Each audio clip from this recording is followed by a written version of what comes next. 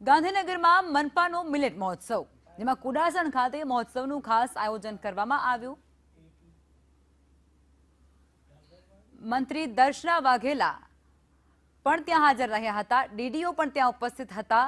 જીએમસીના commissioner પણ ત્યાં ઉપસ્થિત હતા અને એમએલએ રીટાબેન પટેલ પણ ત્યાં ખાસ હાજર રહ્યા હતા. ખેડૂતોની હાજરીમાં આ કાર્યક્રમનું આયોજન કરવામાં આવ્યું હતું અને આ કાર્યક્રમમાં મિલેટ પ્રોડક્ટનું પ્રદર્શન પણ કરવામાં આવ્યું છે. મિલેટ મહોત્સવમાં દર્શના વાઘેલાનું એક નિવેદન પણ સામે આવ્યું છે. સરકારે મિલેટ મહોત્સવનું આયોજન કર્યું છે. તેઓ વધુમાં કહે છે કે વિદેશી મહેમાનને પીએમ મિલેટ ખવડાવે છે. વિદેશીઓ પણ આપણા ધાન્યને અપનાવે છે. 30 વર્ષના બાળકોને આજે હાર્ટ એટેક આવે છે.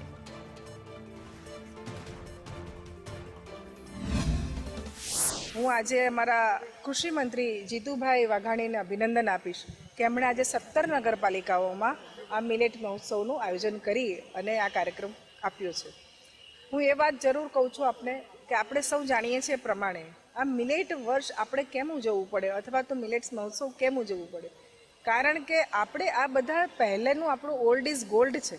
પહેલે જે ખોરાક ખાતા હતા એ ખોરાકને ફરીથી આપણે લોકો સમક્ષ વધારે ને વધારે ઉપયોગ કરીએ એના માટેનો આ પ્રયત્ન છે.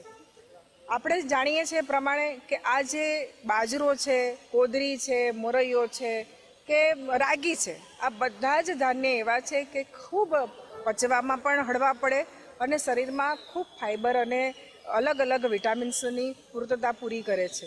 અને જ્યારે એને પકાવવાનું હોય ત્યારે પણ એ કોઈપણ વાતાવરણમાં અને ઓછા પાણીમાં આપણે એને પકવી શકીએ છીએ. એટલે ભારતીય જે વાતાવરણ છે એના ખૂબ અનુકૂળ છે આ ખોરાક. હું આજે અમારા કૃષિ મંત્રી જીતુભાઈ વાઘાણીને અભિનંદન આપીશ કે એમણે આજે 17 નગરપાલિકાઓમાં આ મિલેટ મહોત્સવનું આયોજન કરી અને આ કાર્યક્રમ આપ્યો છે.